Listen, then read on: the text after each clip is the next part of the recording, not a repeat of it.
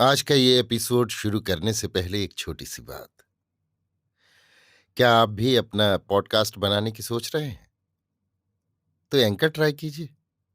ये पॉडकास्ट बनाने का सबसे आसान तरीका है। नंबर 1, ये फ्री है। नंबर 2, इसमें कई सारे ऐसे टूल्स हैं जो आपको अपने फोन और कंप्यूटर पर रिकॉर्ड और एडिट करने की फैसिलिटी देते हैं। नंबर 3, आप अपने पॉडकास्ट को डिस्ट्रीब्यूट भी कर सकते हैं, जिससे इसे स्पॉटिफाई और दूसरे प्लेटफॉर्म पर सुना जा सके। तो डाउनलोड कीजिए फ्री एंकर ऐप या विजिट कीजिए anchor.fm पर अपना पॉडकास्ट स्टार्ट करने के लिए। ये तो थी एक छोटी सी जानकारी, और अब शुरू करते हैं एपिसोड का सिलसिला। तो आज के एपिसोड में लीजिए सुनिए आचार्य चतुर्सेन शास्त्री के लिखे उपन्यास वयम रक्षा माह का भाग 116 कूट योग, मेरी यानी समीर गोस्वामी की आवाज में। उषा का उदय हो रहा था। राम कटक सज रहा था, पर राम सब सेनानियों सहित व्याकुल भाव से बैठे परामर्श में मग्न थे। विभीषण, सुग्रीव, अंगद, जाम्बवंत, नल, नील, गय, द्विपद, ऋक्ष, वृषभ सभी सेनानायक गुल्मपति राघवेंद्र को घेरे आज होने वाले काल समर के संबंध में परामर्श कर रहे थे। लंका में युद्ध के नगाड़े गड़गड़ा रहे थे। राक्षसों के जय निनाद और हर्षोल्लास सुन सुनकर वानर सैन्य के मन में शंका का भूत बैठ रहा था। राम ने कहा, मित्र रक्षेंद्र, ये तो असाध्य साधन है। भला ये कैसे संभव हो सकता है कि दुर्जय मेघनाद का निरस्त्र वध किया जाए? ऐसा सुयोग हम पा ही कैसे सकते हैं? हाय, ये हमारा दुर्भाग्य ही समझना चाहिए कि सुरेंद्र का अनुग्रह और उमा हेमवती का प्रसाद पाकर भी हम उससे लाभान्वित नहीं हो रहे। रक्षेंद्र, कहो, अब तुम ही रघुवंश की डूबती नाव को पार लगा सकते हो। गदापाणि विभीषण गंभीर सोच में निमग्न हो गए। इसी समय वानर सैन्य को विस्मित करते हुए मारुति शर्मा को राम के सम्मुख ले आए। उन्होंने कहा, ये राक्षस बाला आपके पाद पद्म में कुछ कूट निवेदन करना चाहती है। राम ने कहा, कह भद्रे, मैं तेरा क्या प्रिय कर सकता हूं? शर्मा ने प्रथम राम लक्ष्मण को, फिर विभीषण को प्रणाम करके कहा, धर्मात्मा राक्षस राज विभीषण मुझे पहचानते हैं। पहले ये साक्षी दें तो मैं कूट निवेदन करूं। विभीषण ने कहा, मैं तुझे पहचानता हूं, तू शर्मा किंकरी है। मुझे स्मरण होता है तू अशोक वन की रक्षिका राक्षसी सैन्य की अधिष्ठात्री है, और वैदेही की किंकरी भी। ये भी मैंने सुना था। भगवती से सौहार्द रखने के कारण राक्षसेंद्र की धर्षणा भी पा चुकी है। तो राघवेंद्र प्रसन्न हो और किंकरी के वचन पर विश्वास करें। क्या मैं यहां सबके समक्ष कूट निवेदन करूं? कह भद्रे, ये सब हमारे विश्वस्त सेनापति हैं। तो रथीन्द्र, मेघनाद इस क्षण एकाकी निकुंभला यज्ञागार में वैश्वानर की पूजा कर रहा है। राघवेंद्र साहस करें तो इसी क्षण उसका निरस्त्र वध कर सकते हैं। बस ये क्षण चूके तो चूके। ये सुनते ही सौमित्र उछलकर खड़े हो गए।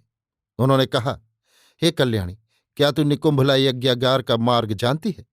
क्या तू मार्ग बताकर अपना अनुग्रह शतगुण कर सकती है? गदापाणि राक्षस शिरोमणि धर्मात्मा विभीषण को आपका वरद सानिध्य प्राप्त है।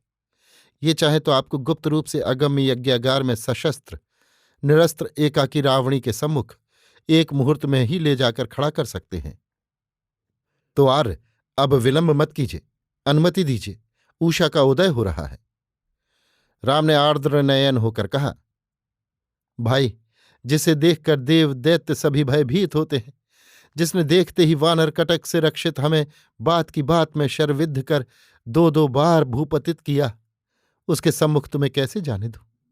जिस विषधर के विष से देव नर तुरंत भस्म हो जाते हैं, कैसे मैं उसकी बामी में तुम्हें अकेला भेजूं? अरे सौमित्र, सीता के उद्धार का अब कुछ प्रयोजन नहीं है। मैंने व्यर्थ ही समुद्र पर सेतु बांध शत्रु मित्र के रक्त से पृथ्वी को रंगा। भाग्य दोष से मैंने राज्य पाट, माता पिता, बंधु बांधव सभी को खोया। इस मेरे अंधकार वृत्त जीवन में एक जनक सुता सीता ही दीपशिखा थी।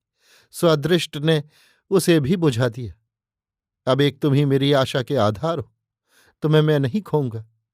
चलो सौमित्र, वन को लौट चलें। लक्ष्मण ने कहा, आर्य, ये कैसे वचन मैं आपके मुंह से सुन रहा हूं? लंका का सौभाग्य सूर्य डूब गया। लंका के जगज्जयी सुभटों के शवों को गिद्ध और श्रगाल खा रहे हैं। लाइए देवास्त्र, मैं अभी इसी क्षण नराधम रावणी का हनन करता हूं। विभीषण ने अब धीर स्वर में कहा, राघव, सौमित्र ठीक कहते हैं। मैं उनके साथ हूं, आप चिंता न करें। शर्मा का कूट निवेदन बहुमूल्य है। ये भगवती की शुभ चिंतिका किंकरी है, इस पर संदेह का कोई कारण नहीं है। ये कूट योग हमें चूकना नहीं चाहिए।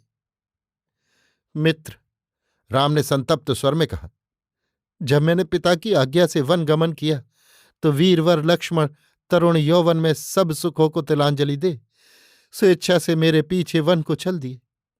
तब माता सुमित्रा ने नयनाश्रुपात कर कहा था, राम, मेरे इस नयन मणि को, मेरे हृदय धन को यत्न से रखना। सो मैं अब इस भ्रातृ रत्न को कैसे संकट में डालूं? अथवा परिणाम जो हो सो हो, मैं भी तुम्हारे साथ चलूं। विभीषण ने कहा, महाराज, आप कातर न हो। धैर्य के कुछ क्षण ही आते हैं जब धैर्यवान की परीक्षा होती है। शर्मा का कूट योग बहुमूल्य है। अब आप हमें आज्ञा दीजिए, ये क्षण व्यर्थ ही जा रहे हैं।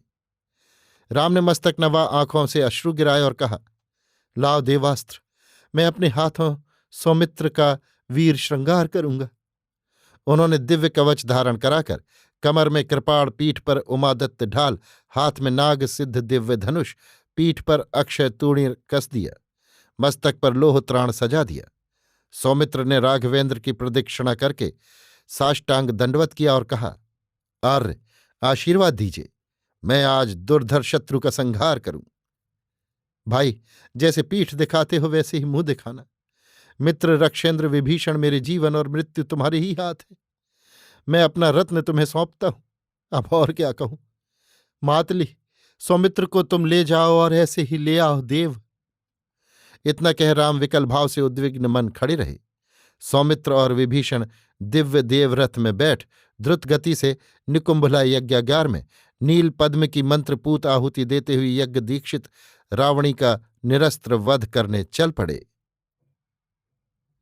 अभी आप सुन रहे थे आचार्य चतुर्सेन शास्त्री के लिखे उपन्यास वयम रक्षा माह का भाग 116 कूट योग, मेरी यानी समीर गोस्वामी की आवाज में।